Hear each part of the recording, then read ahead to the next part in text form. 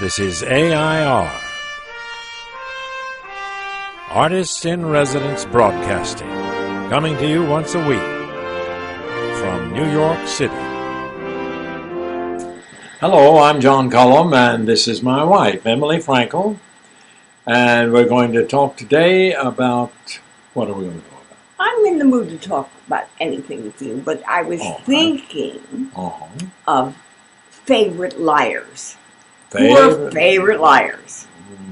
People and things that we are bombarded with that we don't believe, that we think are lies, big lies. Prevaricators. Okay, so this is for M's Talkery, my blog. Yeah. And I want to hear what John has to say. Well, the big item is advertising that annoys me. Ooh, favorite, yeah. I guess favorite here means favoritely unpleasant. Down. We don't like them. We don't want to say advertising we hate, but actually we hate it. Yeah, well, we have to put up with advertising in order to get programs that we like, but I don't see why we have to put up with all this prevarication. And for instance, we don't like the constant sweet-faced, kindly guys who are advertising fracking or the wonderful things that oil companies are going to do, including BP, and they keep changing their names, so we don't really know if it's Halliburton or BP or whatever the evil guy is. But one of those evil oil companies, including Exxon. Yeah, they get more and more gracious and gentle. And are we doing wonderful things for you? You can trust us, except that we know many people who have been inveigled into signing papers and agreeing to fracking, which is allowing them to drill under their land in order to get natural gas from under the land. And it's created flames and undrinkable water and diseases and et cetera, et cetera. It's not to go into that. We're talking about the guys themselves who have created these awful ads. Okay. Yeah, well, as long as we're talking about ads, the ones that bother me a lot of them are the medical ads, the advertising of different kinds of cures and medications, and they just seem like they.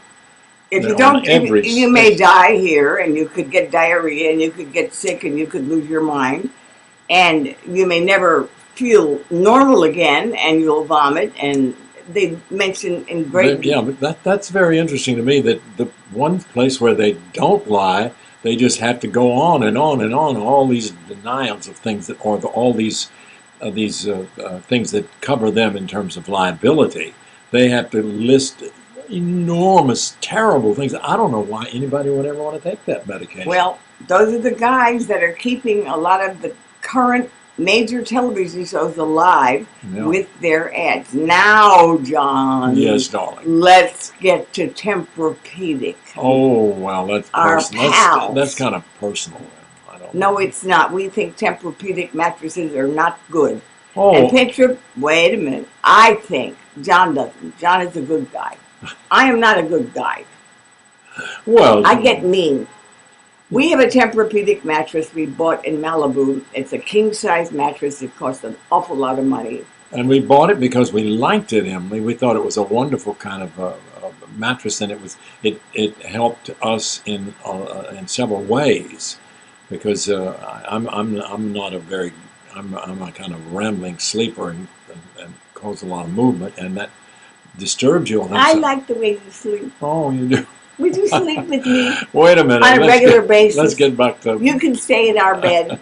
I like you staying in our bed, but our Tempur-Pedic mattress has lumps. That's true. It has gotten lumps and kind of sags in it. It sags in the middle, and we have tried, I think 3 times, with kindly letters, with phone calls, to contact Tempur-Pedic, and we are told all kinds of things that we need to do. Mostly we need to take photographs of the lumps, except that there's no way to take a photograph of a lump or a sag in a mattress.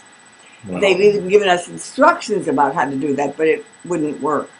We can't get anybody here, and they keep saying, "Oh, we are very glad that you're our customers." And so finally, we are saying, we don't trust Tempur-Pedic mattresses. And if you're thinking of buying one, don't buy one. That's what M says. Well, actually, what we're doing is living with the lumps. Yes. We're living and the with sag. And the sags. But we're doing all right. All right, John. Oh, was that Hold my all? hand. Oh, my God.